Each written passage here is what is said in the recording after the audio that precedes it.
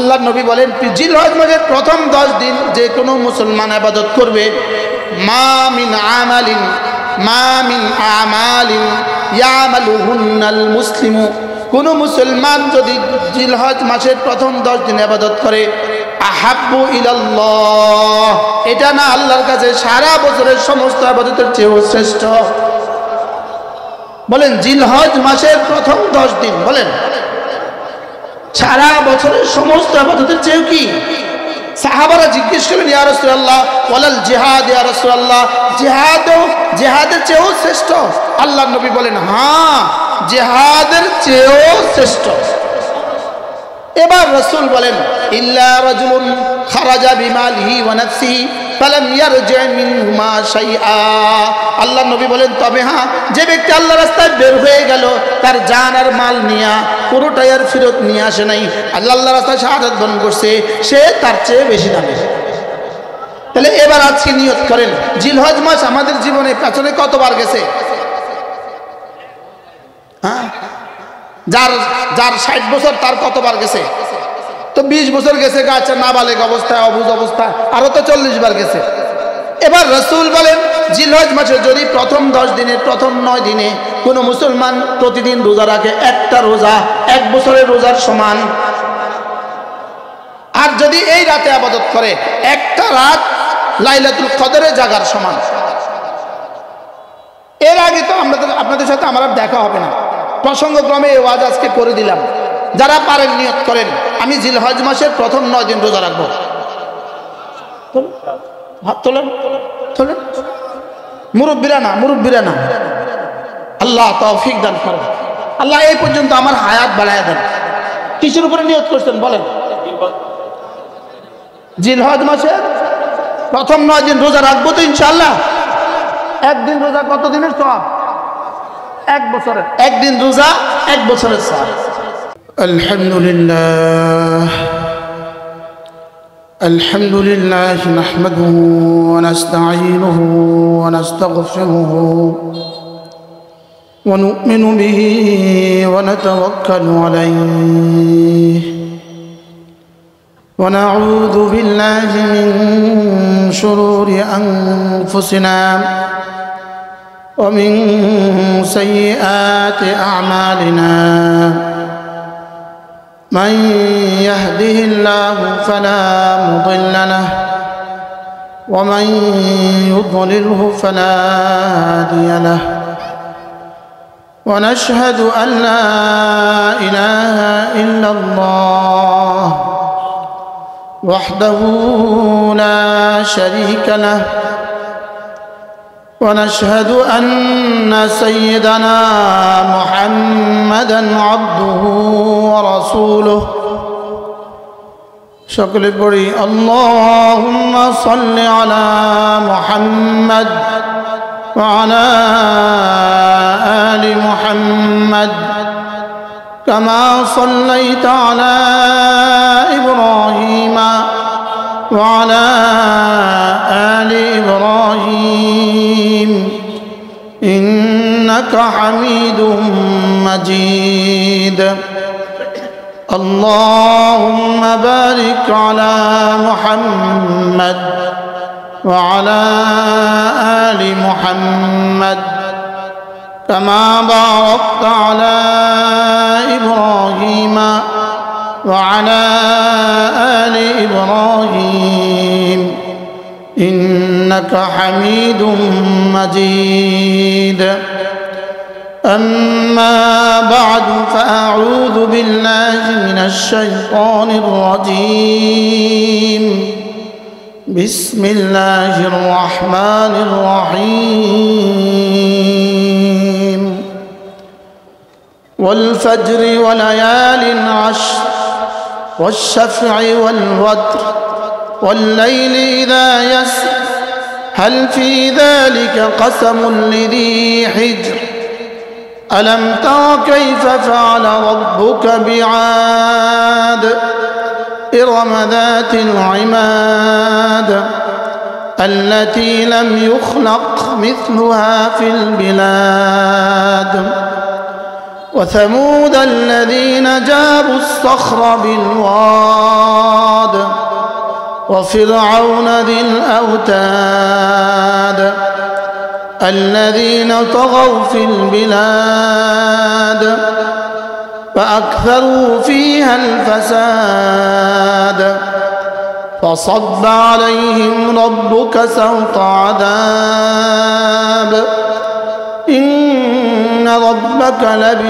لبالمرصاد فأما الإنسان إذا ما ابتلاه ربه فأكرمه ونعمه فيقول ربي أكرمن وأما إذا ما ابتلاه فقدر عليه رزقه فيقول ربي أهانن كلا بل لا تكرمون اليتيم ولا تحاضون على طعام المسكين وتأكلون التراث أكلا لما وتحبون المال حبا جما كلا إذا دكت الأرض دكا دكا وجاء ربك والملك صفا صفا وجيء يومئذ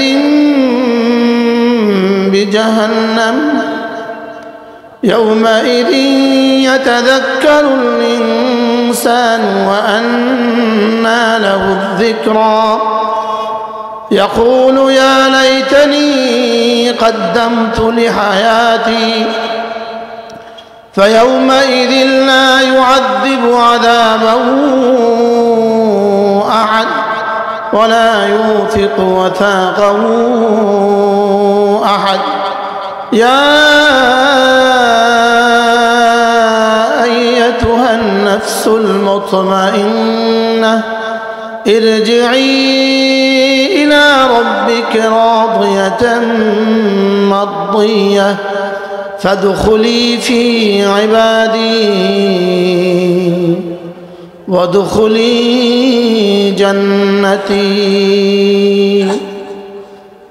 صدق الله مولانا العظيم আজকে 22 ডিসেম্বর 2024 আল ইখওয়ান ইসলামী যুব সংঘ চুনারুঘাট হবিগঞ্জ কর্তৃক আয়োজিত আজকের নবম বার্ষিক তাফসীরুল কোরআন মহাসম্মেলনের শ্রদ্ধেয় সভাপতি উপস্থিত হযরত উলামায়ে কেরাম বিশেষ করে আমার পাশে বসা আপনাদের আজকের মেহমান যিনি বয়ান করেছেন সোনাকান্দা বহুমুখী আলিয়া মাদ্রাসার সাবেক হেড মুহাদ্দিস প্রধান মুহাদ্দিস হযরত মাওলানা মুতালিব হুসাইন সালেহী দামাত বরাকাতুম তিনি পাশে বসে আছেন উপস্থিত হযরত উলামায়ে কেরাম শ্রদ্ধেয় মুরব্বিয়ানে আযম আমার যুবক ভাইয়েরা পর্দার আলের মা ও বোনেরা আল্লাহ তাআলার অগণিত অসংখ্য প্রশংসা যিনি দয়া করে মেহেরবানি করে আমাকে আর আপনাকে কোরআনে কারীমের নিসবতে দাওয়াত ও তাবলীগের নিসবতে জিক্র ও ফিকরের নিসবতে একত্রিত হয়ে কোরআনে কারীম থেকে কিছু কথা বলার শোনা তৌফিক দান করেছেন এই জন্য বলি আলহামদুলিল্লাহ। যেহেতু তাফসীরুল কোরআন মহাসম্মেলন সেহেতু আমি আপনাদের সামনে আজকের পৃথিবীর দিকে তাকিয়ে আজকের বাংলাদেশের অবস্থানের দিকে তাকিয়ে আমি আপনাদের সামনে পূর্ণাঙ্গ একটি সূরা তেলাওয়াত করেছি। 30 আয়াত সম্বলিত এই সূরাতুর নাম হলো সূরাতুল ফজর। আমি পূর্ণাঙ্গ সূরাটা আপনাদের সামনে তেলাওয়াত করেছি। আল্লাহ তাআলা তৌফিক দিলে যেহেতু তাফসীরুল কোরআন মাহফিল সেহেতু এই সূরাটার আলোকে আমি আপনাদের সামনে দু চারটা কথা আল্লাহ তাআলা তৌফিক দিলে আরজ করব ইনশাআল্লাহ। এই সূরাটার মূল আলোচ্য বিষয় মূল কথা হলো কুফরি বেঈমানি কুফরির সাজা হবেই হবে। বলেন কি বলছি বলেন, কুফরির শাস্তি হবেই হবে, আর ঈমান ও আমলের যাজা হবেই হবে। এ হলো এই সূরাটার মূল আলোচ্য বিষয়। এটাকে বোঝাবার জন্য রব্বে কারীম 5টা কসম খেয়েছেন। এরপরে এটাকে বোঝাবার জন্য আল্লাহ তাআলা পূর্ববর্তী 4 জাতির উদাহরণ পেশ করেছেন। পূর্ববর্তী কয় জাতির কসম খেয়েছেন? কয়টা? 5টা। 5টা কসম খেয়ে আল্লাহ তাআলা বলেন, আমি যে কসমগুলো খেয়েছি, যদি বিবেক তোমার থাকে, তোমার যদি বিবেক থাকে, তাহলে আমার এই কসমগুলো তোমার বোঝার জন্য যথেষ্ট। আল্লাহ তাআলা বলেন, তোমার যদি বিবেক থাকে, বলেন কারোর যদি কি থাকে? আল্লাহ তাআলা বলেন কারোর যদি বিবেক থাকে। যেমন স্কুলের প্রধান শিক্ষক একটা বক্তব্য দিয়ে কি বলে, যদি কারোর বিবেক থাকে তা আমার এই কথাটা বুঝে নেবেন, বলে কি বলে না? তা আল্লাহ তাআলা 5টা কসম খেয়ে বলেন, কারোর যদি বিবেক থাকে তোমার জন্য আমার এই কসমগুলো কি হবে? যথেষ্ট। আল্লাহ তাআলা শুরু করেছেন, আমিও ইনশাআল্লাহ আমার নির্ধারিত সময়ে এশার আজান সব মসজিদে যখন হয় তখনই হবে, এবং এশার নামাজের জামাত সব মসজিদে যখন হয় তখনই হবে। কর্তৃপক্ষের কাছে আমার অনুরোধ, বলেন ইনশাআল্লাহ সব মসজিদে যখন জামাত হয়, একজন মুসলমান যেন জামাত না ছুটে। যারা আশেপাশে চলে যাবে আশেপাশে মসজিদে পড়বেন, যারা ওযু আছে তারা এখানে পড়বেন। এই জন্য আজান হওয়ার সঙ্গে সঙ্গে বয়ান শেষ হবে। সূরাটা শুরু করেছেন আল্লাহ তাআলা ওয়াল ফজরে। আল্লাহ তাআলা বলেন, আমি ফজরের সময়ের কসম খেয়ে বলছি। 2 নাম্বার ওয়ালায়ালিন আশর, আমি 10 রাতের কসম খেয়ে বলছি। 3 নাম্বার ওয়াশফা'i, আমি জোড়ের কসম খেয়ে বলছি। 4 নাম্বার ওয়াল ভিতরে, আমি বেজোড়ের কসম খেয়ে, ওয়াল ওয়াতরে, আমি বেজোড়ের কসম খেয়ে বলছি। 5 নাম্বার ওয়াল লাইলি ইযা ইয়াসরি, রাত যখন চলে আমি রাতের কসম খেয়ে বলছি। মোট 5টা কসম, একটা একটা করে বলেন। ফজরের সময়ের কসম, বলেন ফজরের সময়ের কসম, 10 রাতের কসম,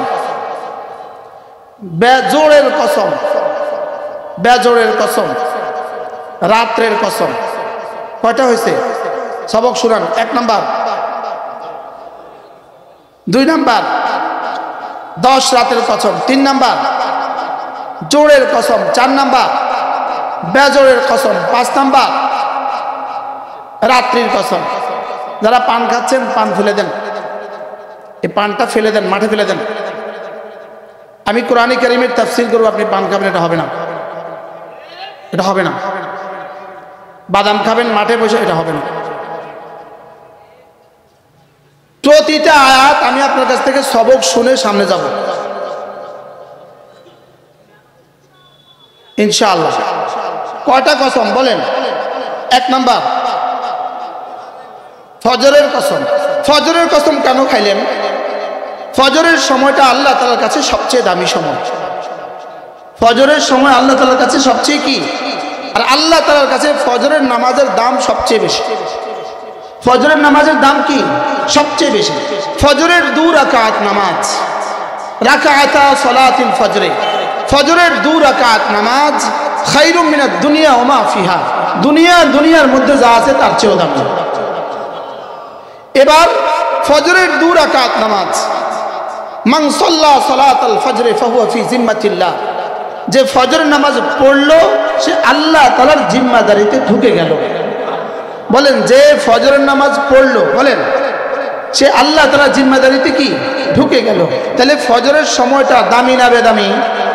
আবার জোরে বলেন, দামি না বেদামি? কত দামি? ফজরের 2 রাকাত নামাজের দাম দুনিয়ার মধ্যে যা আছে তার চেয়েও দাম।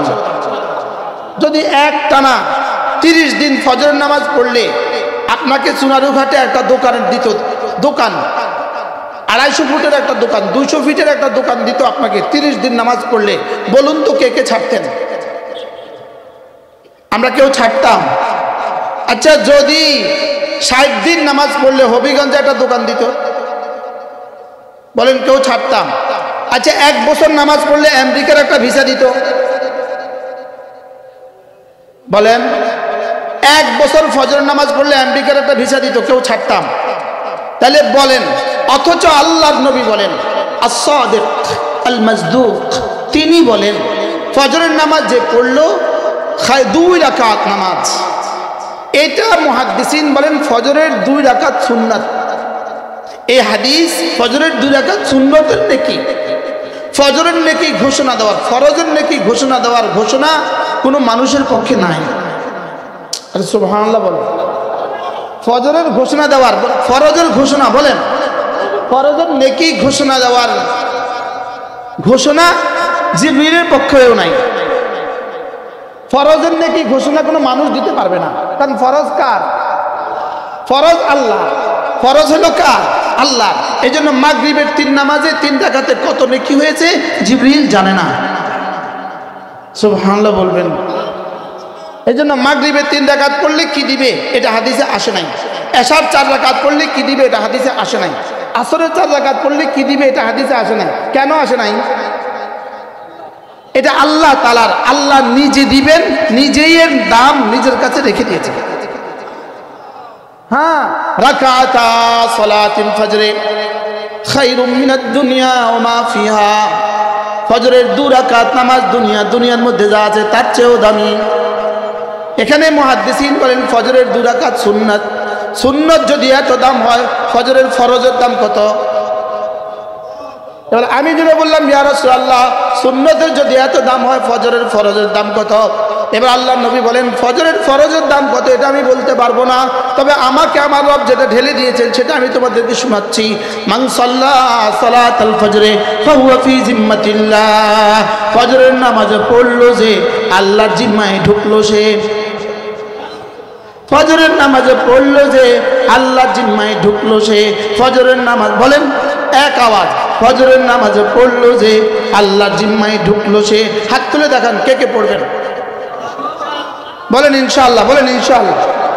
মুরব্বীরা তুলবেন না, মুরব্বীরা তুলবেন না, আমার মুরব্বীরা তুলবেন না, বলেন ইনশাআল্লাহ। বলেন কেন হাত তুলছেন বলেন? আজ থেকে ফজর নামাজ পড়বো তো ইনশাআল্লাহ, আরো জোর বলেন ইনশাআল্লাহ। জামাতের সাথে পড়বো তো ইনশাআল্লাহ। আল্লাহ তৌফিক দান করেন। আল্লাহ আর লাগবে না, আমার পুঁজি হয়ে গেছে, আমার পুঁজি হয়ে গেছে। ফজরের নামাজে পড়লো যে আল্লাহর জিম্মায় ঢুকলো সে, ফজরের নামাজে পড়লো যে। এই প্রসঙ্গটা আমার কাছে আজকে আলোচ্য বিষয় নয়, যেহেতু আমি 30 আয়াত পড়তে হবে, 30 আয়াত, এই জন্য এই প্রসঙ্গে আর যাচ্ছি না। ওয়াল ফজরে, আমি ফজরের কসম খেয়ে বলছি। 2 নাম্বার, ওয়ালায়ালিন আশরের, আমি 10 রাতের কসম খেয়ে বলছি, 10 রাত। মুফাসসিরিন বলেন এখানে 10 রাতের দ্বারা উদ্দেশ্য কি? 10 রাতের দ্বারা উদ্দেশ্য হলো জিলহজ মাসের প্রথম 10 দিন, জিলহজ মাসের প্রথম 10 রাত। বলেন জিলহজ মাসের কি? জিলহজ মাস ছিলেন কোন মাস? কুরবানির মাস। ঠিক আছে, জিলহজ মাস কোন মাস? জিলহজ মাসের প্রথম 10 দিনের প্রথম 9 দিন। আল্লাহর নবী বলেন জিলহজ মাসের প্রথম 10 দিন যে কোনো মুসলমান ইবাদত করবে, মা মিন আমালিন ইয়ামালুহুন্নাল মুসলিমু, কোন মুসলমান যদি জিলহজ মাসের প্রথম 10 দিন ইবাদত করে, আহাব্বু ইলাল্লাহ, এটা না আল্লাহর কাছে সারা বছরের সমস্ত ইবাদতের চেয়েও শ্রেষ্ঠ। বলেন জিলহজ মাসের প্রথম 10 দিন, বলেন সারা বছরের সমস্ত ইবাদতের চেয়েও কি? সাহাবারা জিজ্ঞেস করলেন ইয়া রাসূলুল্লাহ ওয়ালাল জিহাদ ইয়া রাসূলুল্লাহ, জিহাদের চেয়েও শ্রেষ্ঠ? আল্লাহর নবী বলেন হ্যাঁ, জিহাদের চেয়েও শ্রেষ্ঠ। এবার রাসূল বলেন ইল্লা রাজুলুন খারাজা বিমালিহি ওয়া নাফসিহি ফালাম ইয়ারজি মিনহুমা শাইআ, আল্লাহর নবী বলেন তবে হ্যাঁ, যে ব্যক্তি আল্লাহর রাস্তায় বের হয়ে গেল তার জান আর মাল নিয়া পুরোটাই আর ফেরত নিয়ে আসে নাই, আল্লাহর রাস্তায় শাহাদাত বরণ করছে, সে তার চেয়ে বেশি দামি। তাহলে এবার আজকে নিয়ত করেন, জিলহজ মাস আমাদের জীবনে পেছনে কতবার গেছে? হ্যাঁ, যার 60 বছর তার কতবার গেছে? তো 20 বছর গেছে, গাছে নাবালেগ অবস্থায়, অবুঝ অবস্থায়, আরো তো 40 বার গেছে। এবার রাসূল বলেন জিলহজ মাসে যদি প্রথম 10 দিনে, প্রথম 9 দিনে কোনো মুসলমান প্রতিদিন রোজা রাখে, একটা রোজা 1 বছরের রোজার সমান। আর যদি এই রাতে ইবাদত করে, একটা রাত লাইলাতুল কদরে জাগার সমান। এর আগে তো আপনাদের সাথে আমার দেখা হবে না, প্রসঙ্গক্রমে এই ওয়াজ আজকে করে দিলাম। যারা পারেন নিয়ত করেন, আমি জিলহজ মাসের প্রথম 9 দিন রোজা রাখবো। হাত তোলেন, তোলেন। মুরব্বীরা না, আল্লাহ তৌফিক দান করেন। আল্লাহ এই পর্যন্ত আমার হায়াত বাড়ায় দেন। কিসের উপরে নিয়ত করছেন বলেন? জিলহজ মাসের প্রথম 9 দিন রোজা রাখবো তো ইনশাআল্লাহ। একদিন রোজা কত দিনের সওয়াব? 1 বছরের। একদিন রোজা 1 বছরের সওয়াব। প্রত্যেক বছর জিলহজ মাসের প্রথম সপ্তাহে বা জিলকাদার শেষে আমি জিলহজ মাসের ফজিলতের উপরে বয়ান করি। আগার সুযোগ থাকলে এটা নিয়ে নেবেন ইনশাআল্লাহ। এটা আমার আলোচ্য বিষয় নয়। ওয়াল ফাজরি ওয়া লায়ালিন আশরে, আমি ফজরের কসম খেয়ে বলছি, আমি 10 রাতের কসম খেয়ে বলছি। 3 নাম্বার ওয়াশ শাফঈ, শাফঈ মানে জোড়, ওয়াল ওয়াতরে বেজর, জোড় আর বেজরের কসম খেয়ে বলছি। সারা পৃথিবীতে আল্লাহ যত মাখলুক বানিয়েছেন, সমস্ত মাখলুক আল্লাহ জোড়ায় জোড়া বানিয়েছেন, শুধু একজন শুধু বেজর, আল্লাহ তাআলা বেজর। সুবহানাল্লাহ বলেন। আল্লাহ তাআলা কি? আল্লাহ হলেন বেজর, আর সারা দুনিয়ার সমস্ত মাখলুক কি? তাইলে বোঝা গেছে ওয়াশ-শাফঈ মানে মুফাসসিরিন বলেন ওয়াশ-শাফঈ মানে সমস্ত মাখলুকাতের কসম খেয়ে বলছি, ওয়াল ওয়াতর মানে আমি রব আমার নিজের কসম খেয়ে বলছি। তাহলে জোড় আর বেজর, জোড় মানে কি? সব মাখলুকাত, আর বেজর মানে কি? শুধু আল্লাহ। এটা আমি আর তাফসীর করতে যাব না, আমার হাতে সময় কম। ওয়াল ফাজরি ওয়া লায়ালিন আশরি ওয়াশ শাফঈ ওয়াল ওয়াতরি। এবার 5 নাম্বার ওয়াল লাইলি ইযা ইয়াসরি, আমি রাতের কসম খেয়ে বলছি, ওয়াল লাইলি আমি রাতের কসম খেয়ে বলছি, ইযা ইয়াসরি রাত যখন চলে, রাত আর দিন নির্জীব, এটা কোনো প্রাণ নাই, কিন্তু রাত আর দিন চলে। সুবহানাল্লাহ বলেন। এটা নিষ্প্রাণ, তবে কি করে বলেন? তবে চলে। যে যদি জিজ্ঞেস করা হয় আচ্ছা প্রাণ নাই নিষ্প্রাণ চলে, এটা কোন জিনিস? বলতে হবে রাত আর দিন। রাত আর দিন কি করে? এজন্য আরেক জায়গায় আছে ওয়াল লাইলি ইযা আদবারা, আরেক জায়গায় আছে ওয়াস সুবহি ইযা তানাফাস, আস-সুবহি ইযা তানাফাস। এজন্য কোন জিনিস জানতো নাই লেকিন নিঃশ্বাস ফেলে, এটা হলো সকালবেলা। এটা জীবন নাই তবে নিঃশ্বাস ফেলে। সুবহানাল্লাহ। এটা জীবন নাই তবে কি ফেলে? নিঃশ্বাস ফেলে। ওয়াল ফাজরি 1 নাম্বার, আপনারা বলবেন 1 নাম্বার ওয়াল ফাজরি ওয়া লায়ালিন আশরি ওয়াশ শাফঈ ওয়াল ওয়াতরি ওয়াল লাইলি ইযা ইয়াসরি। কয়টা? 5টা কসম খেয়ে আল্লাহ তাআলা বলেন হাল ফি যালিকা কাসামুল লিযী হিজ, হাল ফি যালিকা কাসামুল লিযী হিজ। আমি যে 5টা কসম খেয়েছি, যাদের আকল আছে, যাদের বিবেক আছে, এদের জন্য কি যথেষ্ট নয়? এদের জন্য কি যথেষ্ট নয়? এক বাবা তো তার ছেলেকে কসম খেয়ে বলতে হয় না, এক নেতা তার কর্মীকে কসম খেয়ে বলতে হয় না, এক মা তার মেয়েকে কসম খেয়ে বলতে হয় না, এক শিক্ষক তার স্টুডেন্টকে কসম খেয়ে বলতে হয় না। আল্লাহ তাআলা বলেন আমি 5টা কসম খেয়েছি, এটা কি তোর জন্য যথেষ্ট নয়? হ্যাঁ, হাল ফি যালিকা কাসামুল লিযী হিজ। হিজরুন মানে আকল, হিজরুন মানে বিবেক। আকলকে হিজরুন কেন বলে? হিজরুন মানে হলো বাধা দেওয়া, হিজরুন মানে হলো বাধা দেওয়া। আকলকে হিজরুন কেন বলে? হিজরুন এজন্য বলে এটা মানুষকে বাধা দেয়, এটা মানুষকে কুকর্ম থেকে বাধা দেয়, এটা মানুষকে কুকর্ম থেকে কি দেয় বলে? তাহলে যার আকল তাকে কুকর্ম থেকে বাধা দেয় না, এই আকল না। এই আকল কি না বলেন? এই আকল না। এজন্য হাকিমুল উম্মত মুজাদ্দিদ মিল্লাত আশরাফে নওয়াল্লাহ মারকাদা, তাকে কেউ জিজ্ঞেস করছেন হযরত খুদা क्या चीज है, खुदा की जिनिस, खुदा की जिनिस, अल्लाह की जिनिस। हजरत बोलें खुदा वो है जो अकल में नहीं आता। खुदा एमन जेटा अकले आसे ना, जेटा अकले आसे ना। एबार जिज्ञेस करছে हजरत अकल क्या चीज है, अकल की जिनिस। हजरत बोलें अकल वो है जिसमें खुदा आ जाता है। সুবহানাল্লাহ। আকল কি জিনিস? যেটার মধ্যে আল্লাহ আসে, যেটার মধ্যে কি আছে? আল্লাহ আসে। এই জন্য যার বিবেকে আল্লাহ আসে না, এটার বিবেক না, এটা কুত্তার বিবেক, এটা শুয়োরের বিবেক। বলেন যার বিবেকে কি আসে না? যার বিবেকে কি আসে না? যার বিবেকে আল্লাহ আসে না, এটা মানুষের বিবেক না, এটা কুত্তার বিবেক। বলেন এটা কি? শুধু কি কুত্তার বিবেক না? কুত্তা থেকে নিকৃষ্ট, কুত্তা থেকে নিকৃষ্ট। এই জন্য আমাদের এক বুজুর্গ আছেন, হযরত মাওলানা তারেক জামিল দামাত বারাকাতুহু, তিনি বলেন আমি যদি বেঈমানকে কুত্তার সাথে তসবিহ দেই তো কুত্তুম কো ভি শরম আ জাতি হ্যায়, কুত্তারও শরম লাগে। কুত্তারও কি লাগে? বেঈমানকে যদি কুত্তার সাথে তসবিহ দেই তো কুত্তার কি লাগে? কুত্তারও শরম আসে। তাহলে আল্লাহ তাআলা বলেন আমি যে 5টা কসম খেয়ে তোকে বললাম, বিবেকবানের জন্য কি এটা যথেষ্ট নয়? বিবেকবানের জন্য এটা কি যথেষ্ট নয়? এরপরে আল্লাহ তাআলা এরপরে বলেন যে এই কথাটার জন্য কসম খেয়েছেন, এই কথাটাকে আল্লাহ উজ্জ্বল রেখে দিয়েছেন, এটা বলেন নাই। এটা মুফাসসিরিন বলেন এটা কেন বলেন নাই? বলে স্পষ্ট যে কথা হয় এটা অনেক সময় বলতে হয় না। সুবহানাল্লাহ বলবেন? এটা অনেক সময় কি হয় না? বলতে হয় না। এটা যদি না বলে, না বলার মধ্যে তাকিদ বেশি পাওয়া যায়, না বলার মধ্যে তাকিদ কি হয়? বেশি পাওয়া যায়। যেমন আমরা এখন বললাম 5 তারিখে আমাদের দেশ থেকে যিনি ভেগে গেছেন, নাম আর বলতে হয় না। যিনি ভেগে গেছেন বললে নাম বলার থেকে জঘন্য হয়। মনে হয় বুঝেন নাই? বুঝেন? তাহলে এটা কি আর নাম বলতে হয়? সব নাম সবসময় কি করতে হয় না? বলতে হয় না। তো আল্লাহ তাআলা এখানেও বলেন আমি তোমাদেরকে কি বলতে চাচ্ছি এটা তোমরা বুঝালো কি? আল্লাহ কি বুঝতাম? তো মুফাসসিরিন বলেন কুফরির জাযা, কুফরির সাজা, বলেন কুফরির সাজা, কুফরির সাজা হবেই হবে। আবার বলেন কুফরির সাজা হবেই হবে। 3টা গুনাহ আল্লাহ তাআলা 3টা গুনার কথা উল্লেখ করেছেন। 1 নম্বরে শিরিকের গুনাহ, 2 নম্বরে কতলের গুনাহ, 3 নম্বরে জিনার গুনাহ। কয়টা গুনাহ বলেন? কি কি? শিরিক, কতল, জিনা। বলেন শিরিক, কতল, জিনা। আল্লাহ তাআলা বলেন এই 3টা গুনাহ যদি কেউ করে, এই 3টা গুনাহ যদি করে সে আর আমার বান্দা থাকে না। নাউজুবিল্লাহ বলেন। কয়টা গুনাহ? কি কি? শিরিক, 2 নম্বরে কি? কতল, 3 নম্বরে কি?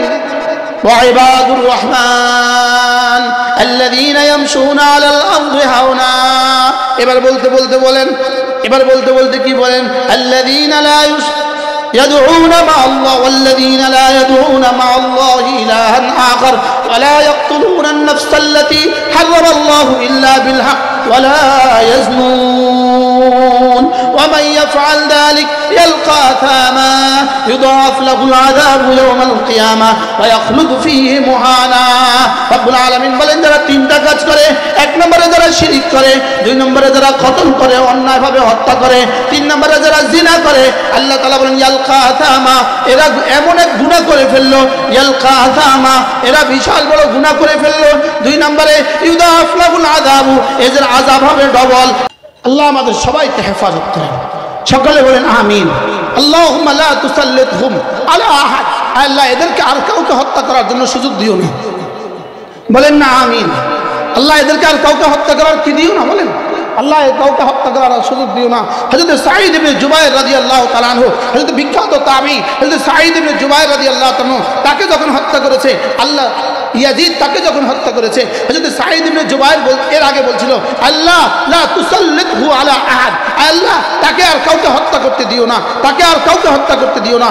এই ইয়াজিদ এরপরে 11 দিন পর্যন্ত তার জবান বন্ধ হয়ে গেছে, আর কোনো শব্দ সে বলতে পারে নাই। 11 দিন পরে সে নিহত হয়ে গেছে। এই হযরত সাঈদ ইবনে জুবায়ের রাদিয়াল্লাহু তাআলা আখেরি কথা ছিল লা তুসাল্লিতহু আলা আহাদ, আল্লাহ তাকে আর কাউকে হত্যা করার মতো তৌফিক দিও না। আমরাও আজকে দোয়া করে দেন আল্লাহ এদেরকে আর এই জাতির কাউকে হত্যা করার সুযোগ দিও না। বলেন না আমিন। বলেন আল্লাহ নেতানিয়াহুর উপরে আপনার আল্লাহর লানত, আমি বলবো লানত না লানত, আপনি বলবেন নেতানিয়াহুর উপরে লানত না লানত লানত। আবার বলেন নেতানিয়াহুর উপরে কি?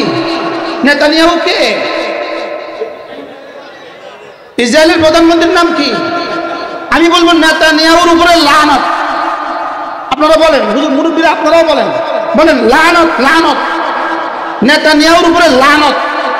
আল্লাহ উম্মতে মুসলিমাকে এই জালেম থেকে বাঁচান, আল্লাহ উম্মতে মুসলিমাকে এই জালেম থেকে বাঁচান, আল্লাহ এই জালেমকে পৃথিবী থেকে নিশ্চিহ্ন করে দেন ইনশাআল্লাহ। 2024 সাল ছিল শুধু উইকেট পড়ার বছর। এখানে 5ই আগস্ট উইকেট পড়ছে। প্রশ্ন করবেন হুজুর 5ই আগস্ট পড়লো কেন, 5ই আগস্ট গেল কেন, ভাগলো কেন 5ই আগস্ট, হাসিনা 5ই আগস্ট ভাগলো কেন? উত্তর, 5ই মে একটা দিন ছিল, 5ই মে 2013, 5ই মে 2013 ওলামায়ে উম্মতকে হত্যা করেছে। 5ই আগস্ট 2024 তাকে আল্লাহ তাআলা ভাগলপুরে পাঠিয়ে দিয়েছে, তাকে আল্লাহ পাঠিয়ে দিয়েছে ওই দেশে। প্রশ্ন 5 কেন? এই 5 ওই 5 কি বলছি বলেন? কোন 5? কোন 5? 5ই আগস্ট কোন 5-এর জবাব? 5ই মের জবাব কি বলেন? 5ই মে কাদেরকে হত্যা করছিল? ওলামায়ে কেরামকে হত্যা করছে না বলেন? এই জন্য নতুন কেউ এসে যেন ওলামায়ে কেরামকে ভুলে না যান। কি বলছি বলেন? নতুন কেউ আসতে যেন ওলামায়ে কেরামকে কি ভুলে না যান। যদি নতুন কেউ আসে ওলামায়ে কেরামকে ভুলে যান, মসজিদ মাদ্রাসা থেকে ভুলে যান, আপনাদের পরিণতি এমনই হয়। কি হয়? আমাদের কোরবানি ভুলা যাবে না। কি বলছি? ওলামায়ে কেরামের কোরবানি কি ভুলা যাবে না, আমাদের রক্ত ভুলা যাবে না, ওলামায়ে উম্মতের রক্ত ভুলা যাবে না। এই জন্য এরপরে 7ই ডিসেম্বর। আচ্ছা, আগস্ট মাস নির্বাচন করলেন কেন? আল্লাহ তাআলা আগস্ট মাস নির্বাচন করলেন কেন? এটা হলো তার বাপের খুনের মাস। বলেন বাপের খুনের মাসটার নাম কি? আবার বলেন কোন সময়?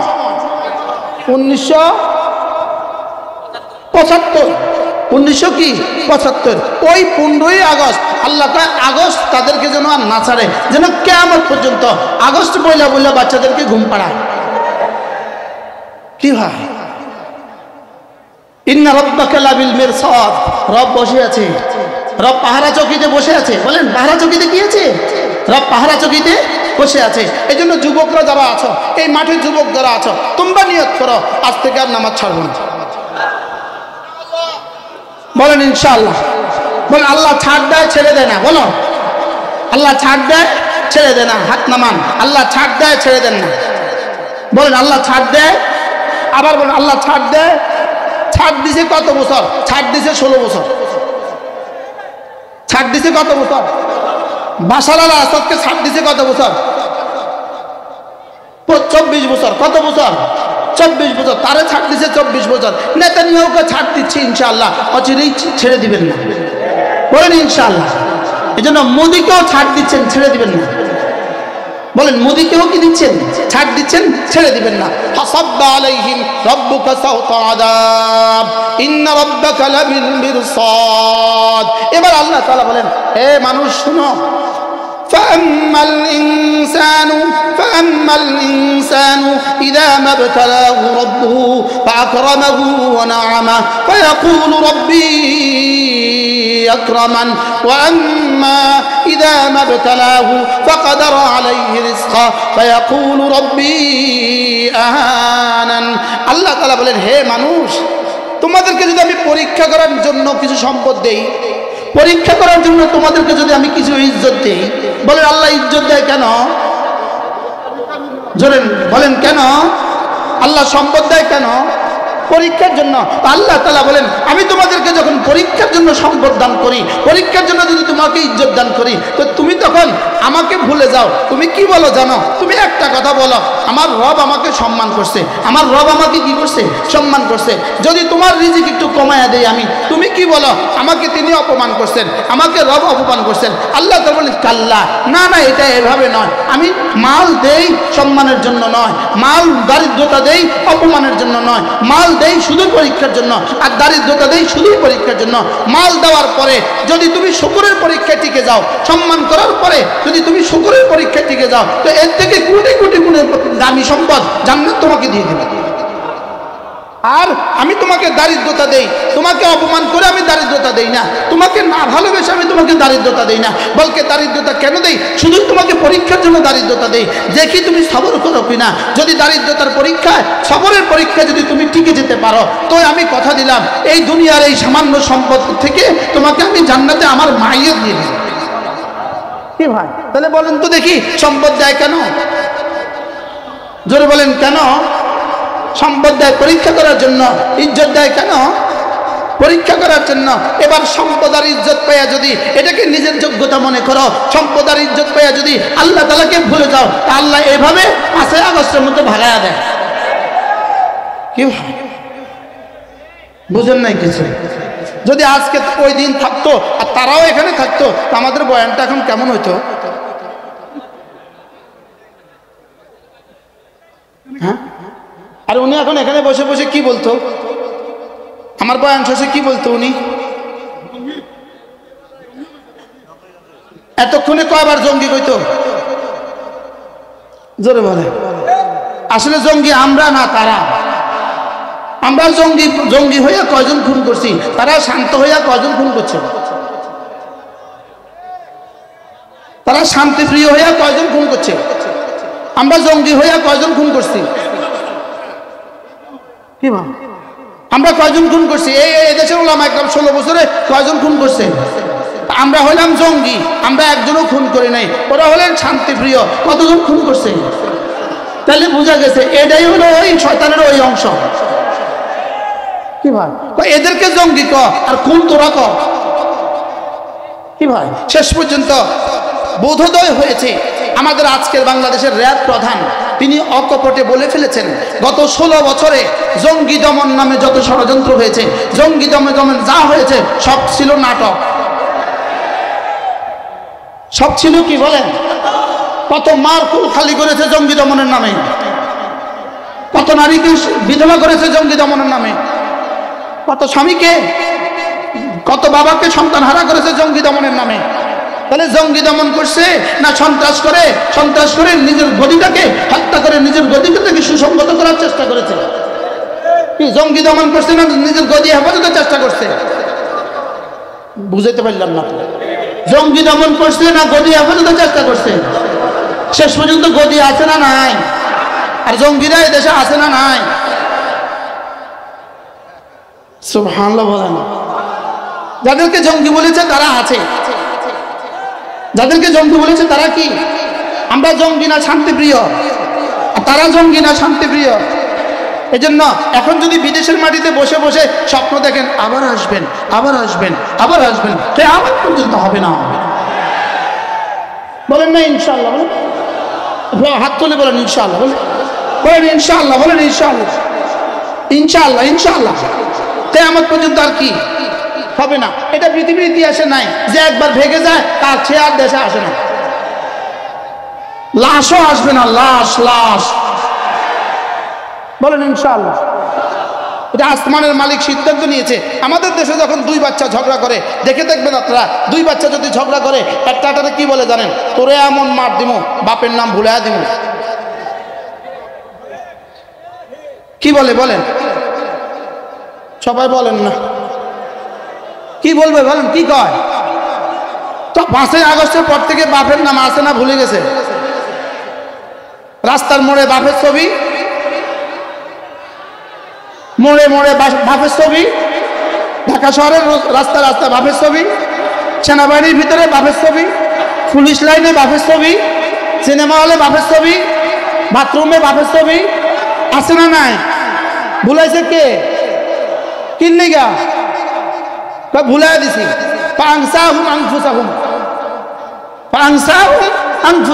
যখন তোমরা আমাকে ভুলে যাও তখন আমি তোমাদের বাপের নাম সব ভুলাই দেই। কি ভাই, তাহলে বাপের নাম আর কেউ নিবে এদেশে ইনশাআল্লাহ? এই জন্য বাপের নাম যেমন ভুলাই দিছে, খুদা না খাস্তা কেউ যদি আবার সন্ত্রাস করে, আবার যদি জঙ্গিবাদ করে, কেউ যদি আবার জঙ্গিবাদের নামে নিজেদেরকে জঙ্গিবাদের নামে ওলামাদেরকে হত্যা করার চেষ্টা করে, তো তাদেরও কারোর বাপের নাম আবার ভুলাই দেয়। কি বলছি? বাপের নাম ভুলাই দিস। আর আলহামদুলিল্লাহ আমাদের বাপের নাম আছে। ওই রংপুরের একটা পুলিশ, সে তার পুলিশ বন্ধুদেরকে একদিন বলছিল আমাদের বাপের নাম ইব্রাহিম। এই লোকটা চাকরি চলে গেছে। এই লোকটা কি চলে গেছে? সে এখন আমার কাছে আসে, সবসময় আমার কাছে আসে। বলল যে আমার শুধু এক কারণে চাকরি চলে গেছে, আমি বাপের জাতির জনক বলছিলাম ইব্রাহিম আলাইহিস সালাম, এই কারণে আমার চাকরি চলে গেছে। তো আমাদেরকে করছে ঘর ছাড়া, আল্লাহ তোমাদেরকে করছে দেশ ছাড়া।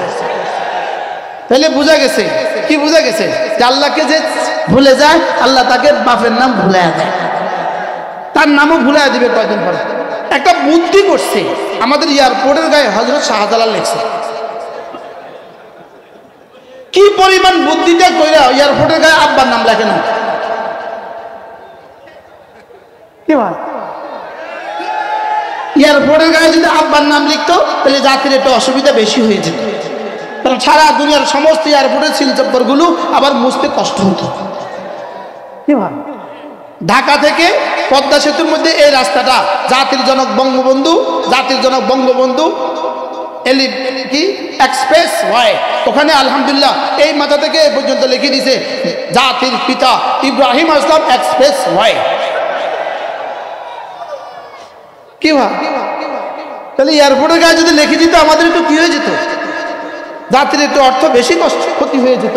এই জন্য বুদ্ধি জানতো জানতো জানতো রে একদিন ভুলাই দিব, এই রাত লিখিচ্ছা। আমার ভাষা বুঝতেছেন আপনারা? একদিন তো নাম ভুলাই দিবে, এই জায়গা কি করিস না বলেন, এয়ারপোর্টের গায়ে লিখিস না, একদিন তো ভুলাই দিবে। এরা পৃথিবীর বিভিন্ন দেশে বাড়ি বানাইলো কেন? প্রশ্ন, এরা পৃথিবীর সব দেশে বাড়ি বানাইলো কেন? এক একজন অস্ট্রেলিয়া, চীনে, জাপানে, আর সুইজারল্যান্ডে, আর ইটালিতে, কানাডা, বেগমপাড়া, আমেরিকা, নিউ ইয়র্কে, ওয়াশিংটনে, দুবাইতে, মালয়েশিয়া, সব দেশে বাড়ি বানাইলো, ইন্ডিয়া বাড়ি বানাইলো, সব দেশে বাড়ি বানালো কেন? এই আতঙ্কে বাড়ি বানিয়েছে যে বলা তো যায় না যেদিন পালাইতে হয় কোন দেশের ভিসা মিলে, বলা তো যায় না। শেষ পর্যন্ত 5 তারিখে কোনো দেশে আর যাইতে পারে নাই, শুধু ওই দেশে গেছে যে দেশের সকাল সন্ধ্যা তাদেরকে গোমূত্র দিয়ে নাস্তা পরিবেশন করা হয়। কি ভাই, কি দিয়ে বলেন, কি দিয়ে? গোমূত্র দিয়ে নাস্তা পরিবেশন করা হয়। এই জন্য আল্লাহ আমাদেরকে এখান থেকে শিক্ষা নেওয়ার তৌফিক দান করেন। এই জন্যই আল্লাহ তাআলা বলছেন আলাম তারা কাইফা ফাআলা রাব্বুকা বিআদ।